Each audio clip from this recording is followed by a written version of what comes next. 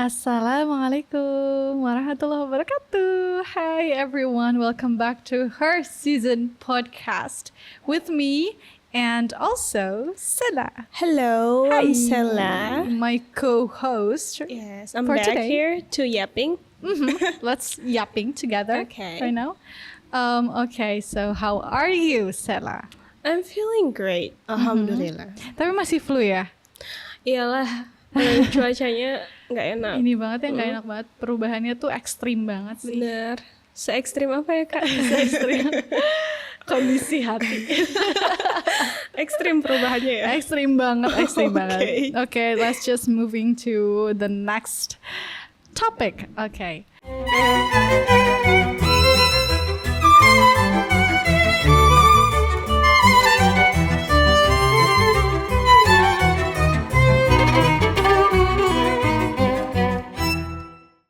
So today mau ngomongin apa nih Sela kita? Memaafkan diri sendiri. Oh my god, that is kind of hard conversation because like, oh my god, that is my struggle. That is my struggle to forgive myself for all I did in the past. Karena susah banget. Kamu sendiri pernah ngerasain nggak? Pernah, pasti. Karena kan setiap manusia nggak mungkin ya terbebas dari kesalahan. Betul. Ada mungkin beberapa yang cara aku untuk meregulasi kesedihan aku karena aku bikin salah. Bukan kesedihan apa sih, kayak rasa bersalah aku juga. Pertama sih ya, aku tuh menerima bahwa aku ini membuat kesalahan. Lalu aku mengakui bahwa aku itu membuat kesalahan. Dan lalu aku berusaha untuk belajar dan memperbaiki diri aku dari kesalahan yang pernah aku buat. Itu lumayan mengurangi beban rasa bersalah yang ada di dalam diri aku sendiri. Dan pastinya ya, aku juga meminta maaf. Okay. Aku meminta maaf sama mungkin orang-orang yang gak sengaja aku sakitin hatinya, atau orang-orang di masa lalu yang I mistreat them gitu. Aku salah untuk memperlakukan mereka. And then how about you? How do you dealing with that? Aku dealing dengan ini sejak kapan ya? Udah dari lama banget. Kayaknya udah dari 2017. Itu puncaknya gitu loh. Sebelum-sebelumnya mungkin aku merasakan itu, tapi yang gak seintens itu gitu. It's not a big deal. Maksudnya itu bukan kesalahan yang besar banget. Aku masih bisa, I'm sorry for that gitu. Kayak masih bisa minta maaf easily gitu loh. Karena itu cuma hal sepele mungkin gitu. Tapi di 2017 pertama kali aku ngerasa kayak aku nggak bisa maafin diriku sendiri untuk sebuah kesalahan. Dan aku juga merasa nggak layak untuk mendapatkan maaf dari orang yang aku sakiti gitu loh saat itu. Waktu itu aku sampai ngerasa kayak aku mau keluar dari tubuhku, Salah. I really hate myself. Like, what the heck did I do so I can hurt people gitu. Karena prinsipku dari dulu aku tuh pengen banget orang-orang di sekitarku tuh ngerasa kebaikanku aja gitu, udah itu aja. But for the first time I hurt people, itu kayak runtuh aja gitu loh duniaku. Oh my god, ternyata aku bisa sesalah itu ya gitu. Ternyata aku bisa bikin kesalahan dan menyakiti orang. Dan prinsipku selama ini tuh roboh aja gitu. Dan untuk membangunnya kembali tuh sulit banget gitu, butuh bertahun-tahun.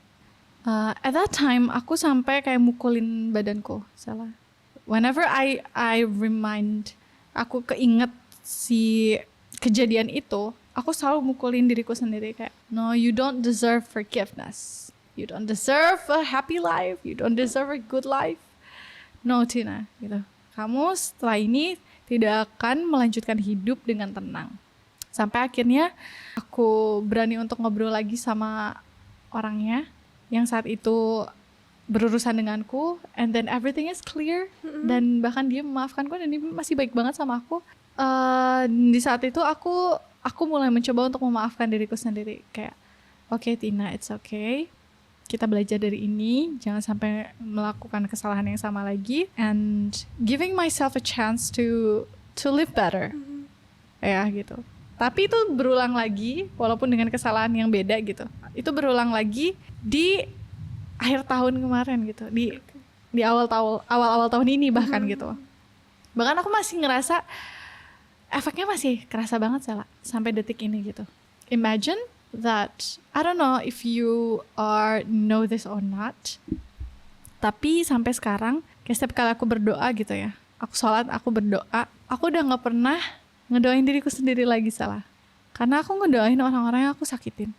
Aku ngedoain, ya Allah tolong berikan mereka kehidupan yang jauh lebih baik meski tanpa aku. Tolong buat mereka bersyukur bahwa telah dijauhkan dariku. Aku sampai kayak gitu.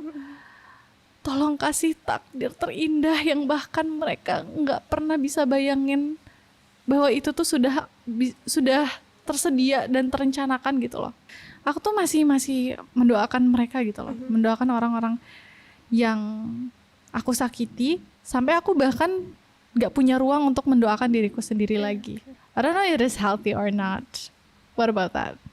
Sebenarnya kalau misalnya aku nggak untuk sekarang gitu, aku nggak terlalu mengenal rasa regret, rasa bersalah itu. Karena mungkin selama 25 tahun ini aku hidup gitu, aku selalu mempertimbangkan keputusan apa yang aku ambil. Okay. So, dari keputusan-keputusan itu, aku pun mempertimbangkan perasaan orang lain. I always communicated. Keputusan yang mau aku ambil, aku selalu mengkomunikasikannya itu dengan orang-orang yang bersangkutan. Jadi ketika misalnya aku mengambil keputusan, itu aku sudah mendapatkan izin mungkin, izin dan lampu hijaunya dari mereka. Jadi aku aja nggak. You're not related to that. Iya. Aku nggak terlalu mengenal rasa bersalah karena karena tidak melibatkan orang lain untuk hal-hal yang besar gitu. Jadi sebenarnya. But how about your loss? Ketika sahabatmu pergi kan kamu merasakan rasa bersalah itu. Itu kan? rasa bersalah ke orang yang sudah meninggal. Itu kayak itu rasanya beda banget deh. Jadi tapi ada titik di mana kamu sulit maafin diri sendiri nggak? Iya, ada. Because you're not being there for him. Of course, ada rasa bersalahnya. Tapi kayaknya nggak segede ke rasa bersalah ke orang yang masih hidup. Okay. Jadi rasa bersalah That's itu different. Jadi rasa bersalahnya itu kayak gimana ya? Itu udah seharusnya udah yang aku terima, udah harus aku regulasi rasa bersalahnya itu. Karena itu kan maksudnya tuh kalau misalnya sesuatu takdir yang meninggal gitu kan, itu nggak bisa diubah kan. Jadi itu benar-benar udah dijadiin pelajaran aja. Aku ngerasa kayak kalau misalnya aku terus-terusan ada di rasa bersalah ini, apakah nanti temanku yang dikubur itu dia akan senang? Pertama itu. That's why dari kejadian kehilangan dia, aku belajar untuk mencintai lagi yang lebih orang yang hidup. Dari dia aku belajar sesuatu. Aku yakin dia pasti senang banget. Karena dia, orang lain bisa dapat cinta, bisa dapat tempat yang nyaman. Karena itu, it's because of him. Yeah, he shapes you. Iya, dia juga membentuk aku untuk lebih mencintai orang-orang yang hidup. Itu pelajaran dari dia. That is how you cope with that regret. You transforming that regret into something. Iya, aku memproses rasa bersalah aku ke dia menjadi sesuatu yang lebih indah mungkin, lebih berguna lagi untuk kedepannya. Dan rasa bersalah aku terhadap orang yang sudah meninggal itu kan kayak aku bisa menebusnya mungkin dengan doa-doaku, dengan aku menemuinya ziarah atau apa. Karena aku nggak bisa ngebalik waktu itu. Jadi mungkin kalau misalnya aku membuat salah sama orang yang masih hidup, I will thinking in my head, what if aku nggak ngambil keputusan ini? What if aku lebih hati-hati lagi? Itu bakalan membebani aku banget. Itu sangat amat bakalan membebani aku, karena I'm hurt someone who's still living in this world gitu loh. Who breathe the same air as you. Yang mungkin hidupnya sudah berat dan dia harus menanggung rasa sakit yang lain. Itu mungkin rasa bersalah aku akan besar, meluber, sampai aku pun mungkin akan berpikir kayak I cannot forgive myself gitu. Aku pasti bakalan banyak mencari cara, banyak mencari jawaban di dalam sini, gimana caranya untuk bisa mengobati apa yang sudah aku lukai gitu. Tapi kan itu bukan sesuatu yang bisa aku otak-atik seenaknya kan. Bener-bener. Kayak tangan kita udah nggak sampai lagi nih untuk ngobatin luka-luka mereka. Dan aku rasa maaf aku pun nggak akan berpengaruh banyak untuk mereka gitu. Karena mereka yang harus beregulasi rasa sakit itu kan. That's mungkin kenapa aku tuh selalu ngasih tahu diri aku sendiri, dan aku selalu mengingatkan diri aku sendiri untuk tolong pertimbangkan apapun keputusan yang kamu ambil, entah itu lebih condong ke yang baik atau ke yang buruk. Aku sebisa mungkin itu mendengarkan juga keluhan orang lain gitu tentang aku, tentang keputusan yang aku ambil juga. Karena aku kan hidup nggak sendiri kan di dunia ini. Aku hidup bersama mereka. Jadi ya sebisa mungkin aku pingin punya komunikasi yang baik sama mereka, so I don't regret anything in life. Karena jujur ya, salah satu perasaan yang nggak bisa aku emban mungkin ke depannya adalah perasaan bersalah. Itu adalah perasaan paling berat buat aku untuk diemban. Iya, ada waktu di mana I feel so depressed because of that regret. Kayak, ya Tuhan, ya Allah, kok Tina bisa menyakiti itu ya gitu. I could never imagine that aku ternyata masih punya kendali untuk melakukan itu gitu loh, untuk menyakiti gitu. And then someone said that karena mungkin dia melihat aku sangat sangat tenggelam dengan rasa bersalahku. He said that mungkin kamu harus belajar merelakan bahwa ada beberapa masa di mana kamu harus mengambil keputusan yang mungkin menyakiti orang lain untuk dirimu sendiri. If that's good for you, then it's good, insyaallah gitu kan. It's good, even though you hurt people, you hurt yourself gitu. Kamu harus belajar merelakan bahwa kita nggak bisa selamanya membuat orang lain senang dengan keputusan kita. Betul.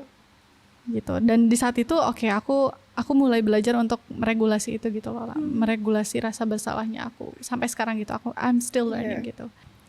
Nah, kalau misalkan ini kita kaitkan dengan ketika kita berdosa di masa lalu gitu loh, and we afraid that Allah never forgive us. Pasti ada kan dimana kita saking terus tergelincir nih sama dosa yang sama terus-terusan, kita jadinya mengerdilkan harapan kita bahwa Allah bisa memaafkan kita. How do you think about that? Aku pernah bikin kayak kesalahan yang besar banget ya. Aku berlepas diri dari rahmat Allah. Maksudnya tuh kayak aku hampir aja mengakhiri hidup sendiri gitu. Dan aku sampai sekarang kalau itu aku merasa bersalah kepada Allah. Jadi rasa bersalah kepada Allah juga itu beda sama rasa bersalah kepada manusia kan. So ketika mungkin aku diselamatkan sama Allah, kembali ke jalannya lagi, I promise myself untuk menebus semua rasa bersalah aku sama Tuhan. I promise myself that aku bakalan menjalani kehidupan ini sebaik mungkin dan sesuai sama yang Allah mau. Walaupun jalannya sangat amat menyakiti aku. Okay. That Iya. commitment. That's my commitment. Karena aku sangat amat merasa bersalah kenapa aku harus sampai berlepas diri dari rahmat Allah gitu.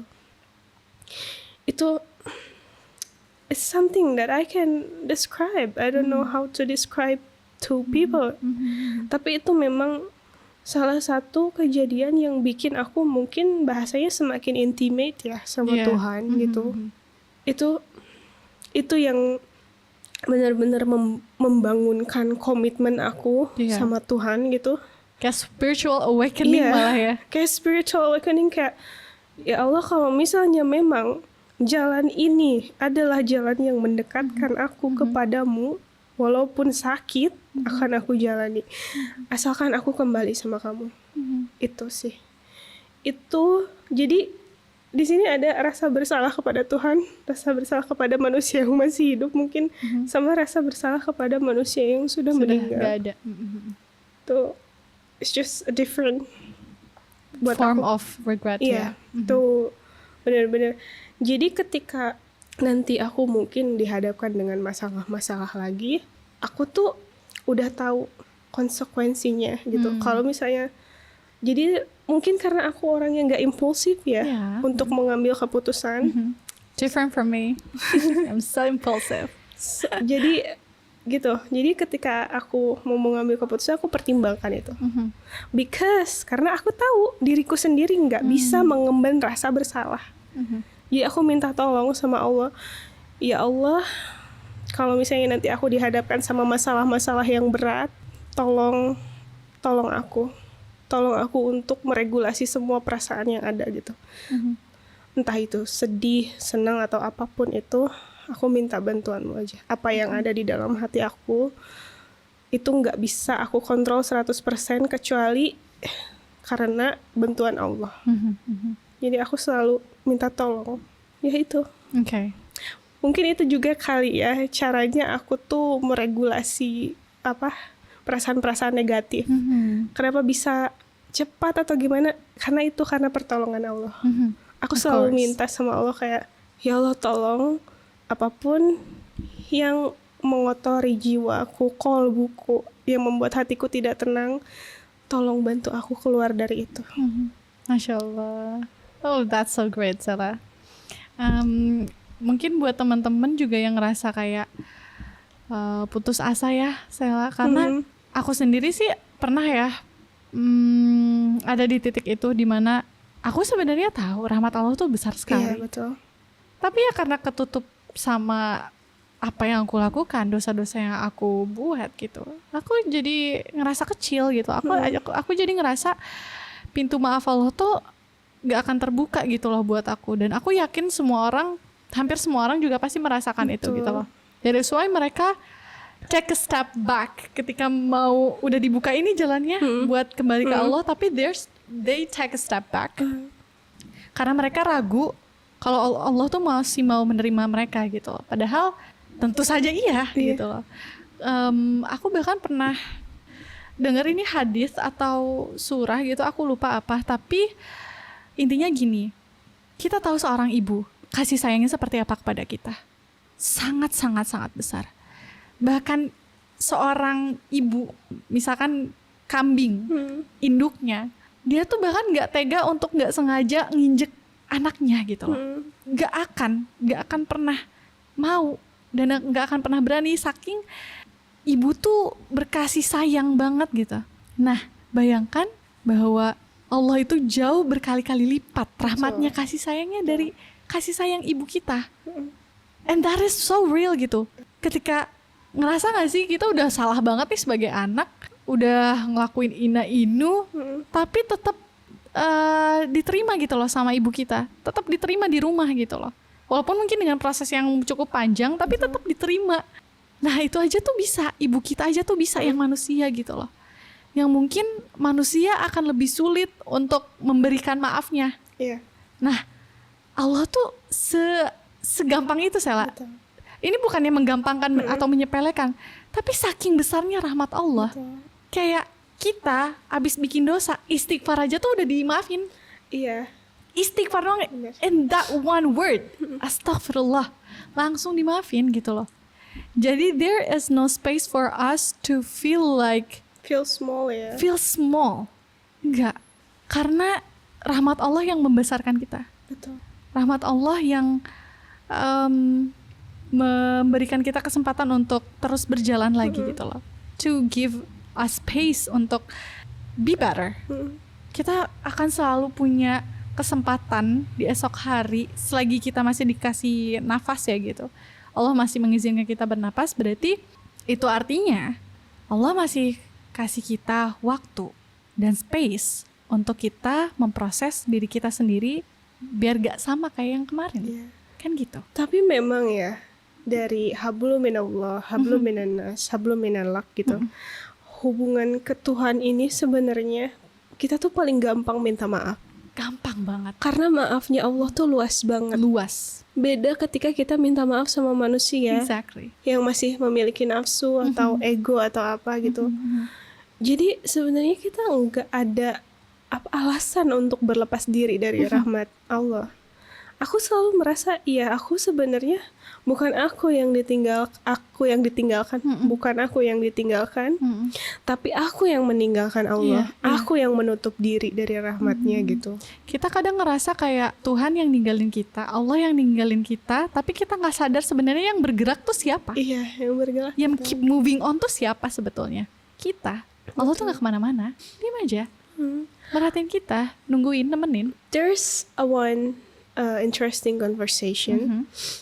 Jadi waktu itu aku ketemu teman papa aku. Okay. He's not a Muslim, dia bukan Muslim, dan dia punya tato phonics. Okay, phonics. Phonics di badannya. Dan aku tanya, apa sih artinya phonics ini? Phonics itu kan kayak bangkit dari kematian ya. Dan dia tuh bilang bahwa setiap kamu menemui akhir dan kamu kayak di kehidupan gitu, entah kamu merasa bersalah atau merasa hancur atau apa, akan selalu ada awalan baru selama kamu hidup.